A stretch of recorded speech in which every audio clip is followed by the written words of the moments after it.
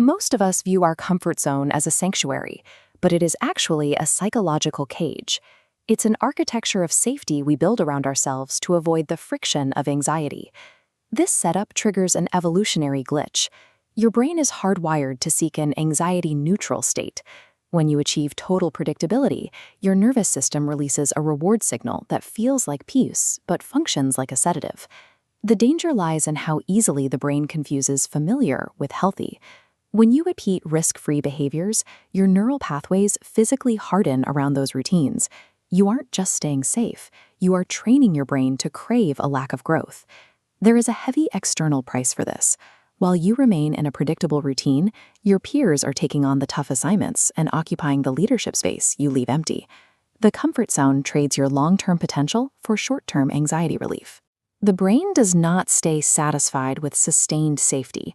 This is the hedonic treadmill, a mechanism that forces us to return to a baseline level of happiness regardless of our circumstances. This chart shows the process of desensitization. The initial reward of reaching a safe environment quickly decays. Your brain adapts to the security, and your emotional response flattens into a dull, stagnant baseline. This leads to abundance denial. You have every logical resource you need, yet you feel paralyzed. You have enough time and enough talent, but the lack of challenge makes you feel as though you have nothing.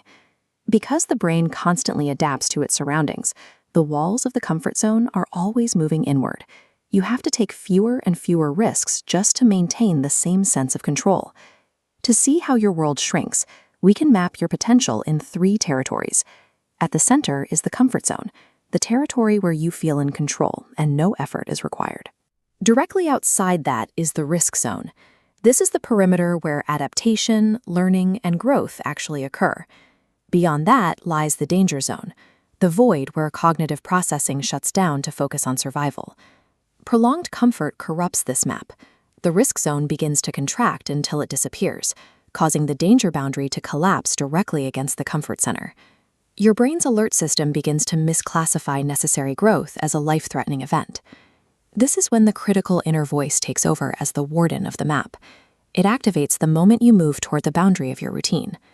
The warden uses specific tactics to keep you inside. It demands absolute perfectionism, it catastrophizes minor mistakes, and encourages endless research over action. Staying inside doesn't protect you from the danger zone, it just makes you terrified of the risk zone. The breakout begins with awareness. You have to recognize the gap between your external competence, the fact that colleagues are asking you for help, and your internal doubt. You neutralize the warden by reclassifying its warnings. You have to treat that inner voice as one flawed opinion rather than a statement of fact. George Lucas faced this during the 4 years he spent pitching the script for Star Wars. He was met with repeated rejections from almost every major studio. If Lucas had accepted his inner voice's negative interpretation of those rejections, the film would never have been made. He chose to see the feedback as data rather than a verdict on his talent. High performers don't ignore their critical inner voice. They train it to focus on learning from setbacks rather than treating failure as a permanent identity. Confidence is not an emotion you wait to feel.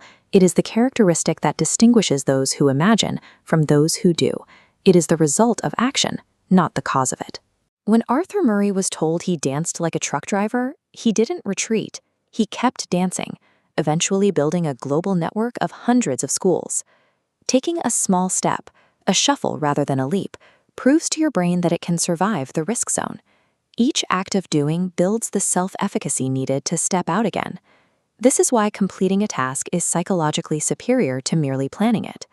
Execution halts the cycle of overanalysis and provides the neurological evidence required to overwrite your fear. The comfort prison is a biological habit, reinforced by your own inaction. Freedom is the daily, deliberate choice to embrace the discomfort of the risk zone. Subscribe for more strategies on building a life beyond the routine.